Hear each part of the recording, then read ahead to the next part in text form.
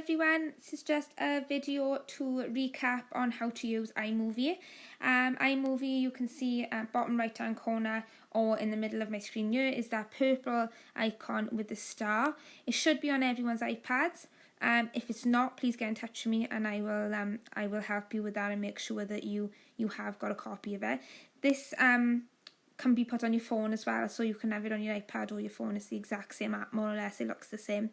So we've set our challenge to the children, and over the next couple of days the parents and the children hopefully are going to be sending us some videos of them giving messages to their friends. Remember that you cannot download a video from Seesaw, so it's much easier if they email to you, you ask them to email them to you, and then you can upload that to your OneDrive and then pull that through into iMovie. So once you've got iMovie on your iPad, if you open it up, you will come to a screen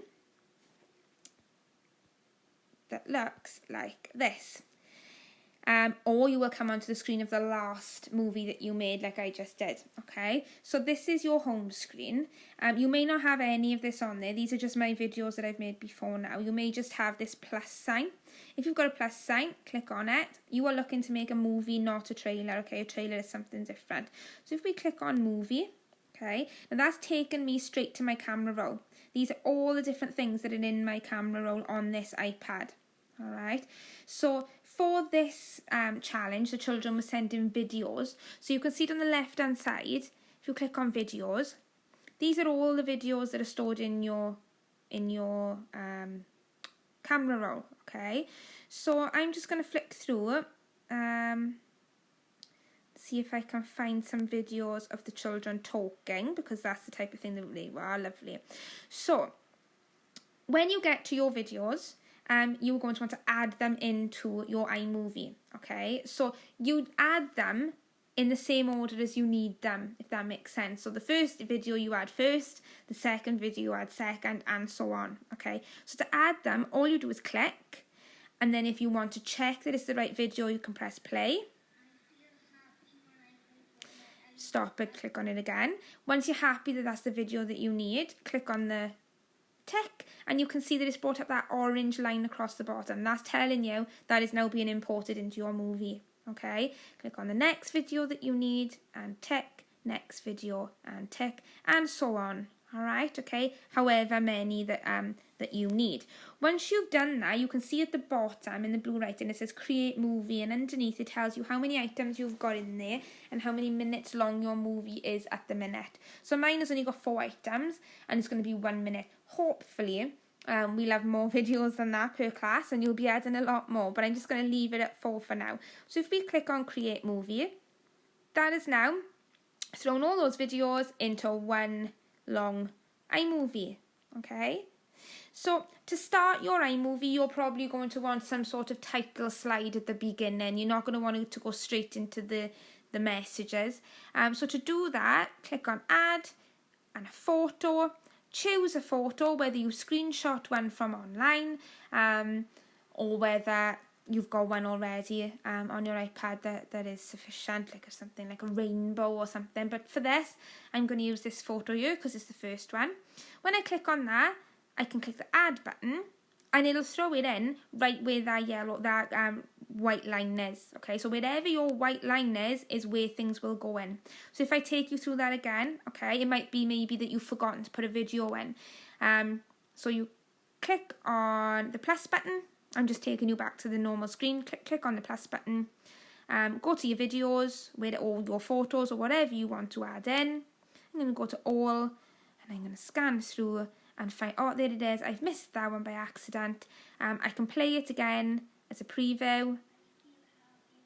Okay, or I can click the add button and you can see it's popped it in, but it's popped it where that white line is. It doesn't go at the beginning or the end. It always goes where that white line is. So back to my first slide then, I want a title on here. So if I click on the picture, you can see at the bottom it's giving me some options. I'm going to choose the titles option, and then you've got all these different ones that you can use. I'm going to click on pop-up because that's just one of my favourites. And once you've decided on the type of title you want, click on the photograph where it says title texture, delete off what's on there, And then you can pop your title in. So I'm just going to say Our Messages. It's a terrible title, but I'm sure you can think of something better than that. Our Messages, there you are. Okay, so we've now got a nice title slide to begin our video. In between these videos, you can see that it's got this symbol with like the triangles facing each other. Now that means that the videos are dissolving into each other, which is lovely and it makes it look really nice. But what you might find is that it cuts off some of the speaking. If they've stopped the video straight after the child's finished speaking, if you dissolve in the video at the beginning or at the end, it tends to chop a little bit off. So what I tend to do on that is just click on it. So you can see all I've done is I've clicked on the icon, and then I click on none at the bottom there, okay? And it doesn't take the end off so much because it isn't dissolving anymore. Have a play around with the different ones. You can put a theme in. You can slide to the next one, okay? Have a little look. There's lots of different options there. See what works best for you. Now I do that in between all the videos. So again, click on the icon and click on none. Click on the icon, click on none, all the way through. Okay. And then there's your video. Okay, your video is now done. If we just have a little look. So there's my title slide.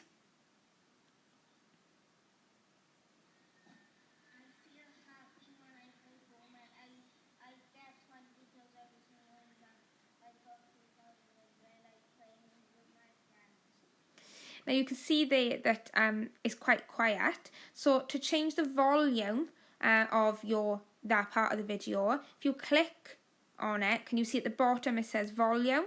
Click on volume. Now it's at 100%. You can make it louder to 500%. You've got to be careful it doesn't distort the sound. But it all depends sometimes on the quality of the video itself that's been sent to you as well. Sometimes you're not going to get it as loud as you want to, no matter how far up you go. But if I just show you now, it is slightly louder, but you do get some of that background noise in as well when you do that. Okay, so you need to do that to each one of your parts of the movie though. Okay, it doesn't happen to all of it. You've got to treat each video as an individual. So if I look at this one, let's see how loud this one is. Yeah, again, it's quite quiet. So if I click on it, up the volume, you can see it is slightly louder. Okay, so do that to each of them. Make sure, go through, check, make sure they can hear exactly what they're saying, or as best as you can anyway. And then the volume is up on all of them. Now, if you wanted to add some sound to it, as in music, to make it a little bit more jazzy as such, in this section, top section, where you've been adding videos and pictures from, there's also an audio button. So can you see it where it says media in blue? Next to that it says audio. To get back to that off your home screen, so if you've gone back to this, okay, not your home screen but your video screen, all you do is click the add button again, okay, and you click on that audio. Now iMovie has provided us with some soundtracks already, and they are in different categories. So you've got pop, you've got, what else have we got? Playful, okay, we've got chill, lots of different ones. So if you choose one, I'm going to go for Curly Whirly.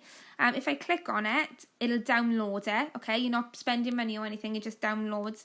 And then if you click on it again to preview it to make sure it's the one you want. Right, okay. And then if you think, do you know what, yes, I like that one, that's the one for me, the plus sign, and you will see that it is, it drops it down and it plays under all of your videos there for you. Okay, so if I play it now,